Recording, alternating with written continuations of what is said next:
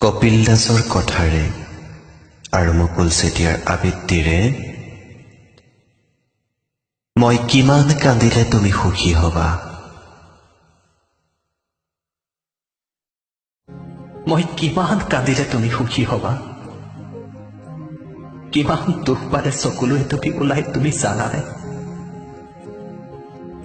বহুতে কয় ল'ৰাবোৰে কান্দিব নাজানে। কান্দিব নজনাসকলৰ দুখ কিমান কেতিয়াবা কল্পনা কৰি পাইছানে?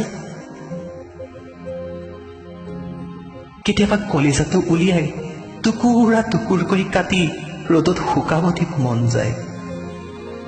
বৰ বেইমান জানা কলিজাটো। দুখ দিয়াবোৰক কোনো দিনেই বেয়া পাব নিশিকালে মোক।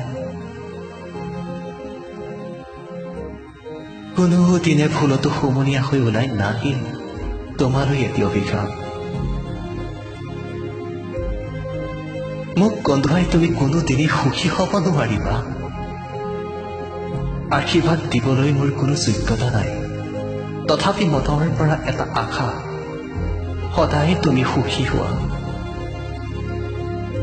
তোমাক সুখী কৰাটোৱে মোৰ লক্ষ্য আছিল, যদিও সেইবোৰ আজি থোৱা হৈ উৰি যোৱা মাথো এটা নষ্ট সপোন। কেতিয়াবা অজানিতে উচুপি উঠো, যেতিয়া তুমিহীনতাৰ প্ৰতিটো শূন্য ৰাতিয়ে মোৰ কলিজাটো চেপা মাৰি ধৰে। সপোনত তোমাক খেপিয়াই যেতিয়া বাস্তৱৰ উকা দুহাত উপহাৰ পাওঁ, তেতিয়া নিজকে পৃথিৱীৰ আটাইতকৈ দুখী মানুহজন যেন অনুভৱ হয়।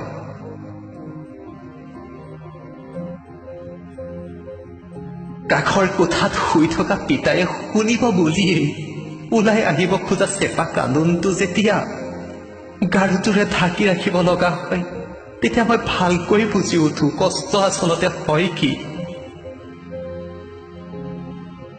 কিন্তু তুমি বুজি নোপোৱা ভগ্ন হৃদয়ৰ প্ৰতিটো ফাকেৰে চিৎকাৰ হৈ ওলাই অহা মোৰ সেই চকুলোৰ মূল্য। তথাপিও শেষবাৰৰ বাবে সুধিছো তোমাক, মই কিমান কান্দিলে তুমি সুখী হবা? কাৰণ তোমাক সুখী কৰাটোৱে মোৰ কাম্য।